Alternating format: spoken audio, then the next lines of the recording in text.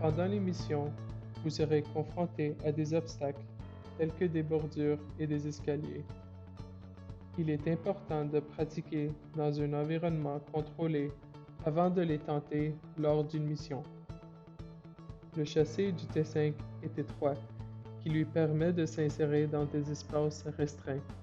En raison d'étroitesse du robot, il est très important de le garder droit lors de la montée des escaliers, afin d'éviter que le robot ne se renverse. Gardez toujours le robot droit, le bras replié et le mât PTZ abaissé lorsque vous montez des bordures ou des escaliers.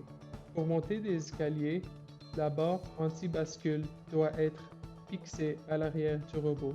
Pour fixer la barre anti-bascule, dévissez les deux anneaux à l'arrière du châssis du robot et fixez la barre anti-bascule et vissez les anneaux.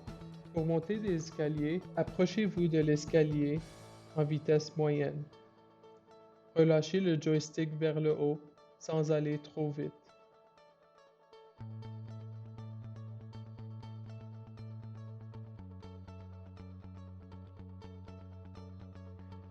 Une fois sur les escaliers, assurez-vous de garder un rythme lent et régulier tout en haut et essayez de garder le robot aussi droit que possible.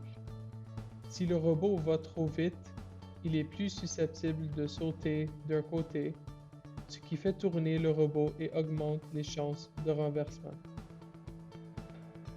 Si la première marche est trop haute pour que le robot puisse grimper, vous pouvez soit utiliser le bras pour soulever l'avant du robot ou incliner le bras vers l'arrière pour qu'il y ait plus de poids à l'arrière du robot, ce qui facilite le devant du robot de grimper la première étape.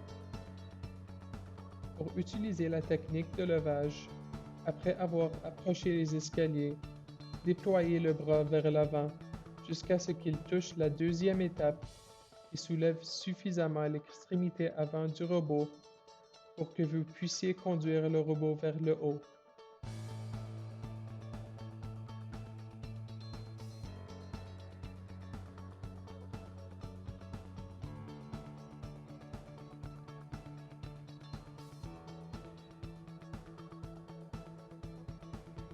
Une fois sur les marches, rangez le bras et continuez à grimper.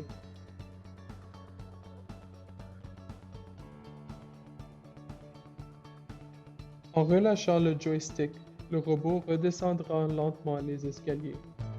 Si le robot saute d'un côté et devient tordu, laissez le robot reculer et il se redressera.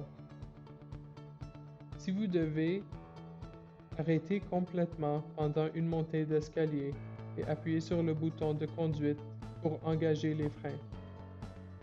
Lors de la descente d'un escalier, le robot doit toujours descendre vers l'arrière avec la barre anti-bascule. La barre anti-bascule devrait être vers le bas de l'escalier.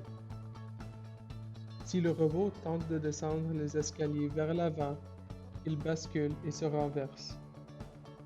Lorsque cela est possible, s'il y a suffisamment de place, la descente des escaliers avec le T5 peut être facilitée en étendant le bras vers l'avant avant de monter dans les escaliers. La technique de descente des escaliers est la même, que le bras soit déployé vers l'avant pour aider à l'équilibre.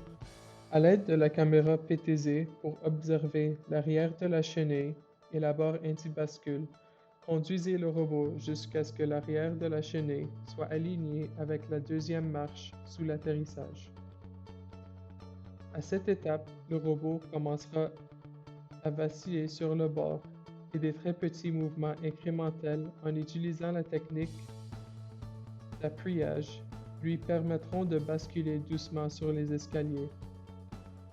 Une fois que le robot s'est renversé et que toutes les chenilles sont complètement dans l'escalier, si le bras a été déployé, il doit être rangé pour continuer la descente. Une fois que le robot est sur les escaliers en fonction de leur pente, il descendra lentement par lui-même. Il vous suffit de faire des très petits ajustements à gauche et à droite pour le garder droit lorsqu'il descend. Une fois que l'arrière de la chenille atteigne le bas, vous pouvez tirer sur le joystick pour faire sortir complètement les escaliers.